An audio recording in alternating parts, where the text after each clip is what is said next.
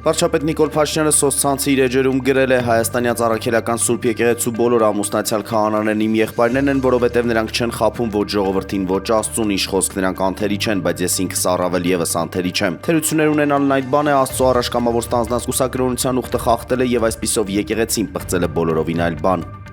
Արտգործնախարարությունից հայտնում են, որ Արարատ Միրզոյանը եւ Կայա Կալասը ստորագրել են Հայաստանի Հանրապետության եւ Եվրոպական միության միջև Եվրոպական միության ճգնաժամային կառավարման գործողություններում Հայաստանի Հանրապետության մասնակցության շրջանակը սահմանելու մասին համաձայնագիրը։ Ազգային ժողովի նախագահի տեղակալ Ռուբեն Ռուբինյանը ընդունել է Հայաստանի Հանրապետությունում Իրանի Իսլամական Հանրապետության արտակարգ եւ լիազոր դեսպան Մեհդի Սոփհանիին զրուցակիցները քննարկել են երկկողմ համագործակցությանն ու տարածաշրջանային զարգացումներին վերաբերող հարցեր։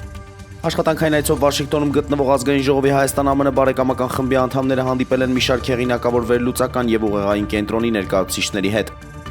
Ռուսաստանը մտահոգված է, որ Բաքվում ռուս դիվանագետներն ավելի քան 2 ժամ չեն կարողանում կապ հաստատել Ռուսաստանի քաղաքացի հանդիսացող լրագրողների հետ, այս մասին հայտնել է Ռուսաստանի Դաշնության արտգործնախարարության պաշտոնական ներկայացուցիչ Մարիա Զախարովան։ Նրանք տեղեկատվություն չեն տրամադրում այդ գործողությունների պատճառների մասին, մենք մտահոգված ենք մեր լրագրողների համար, հավելել է նա։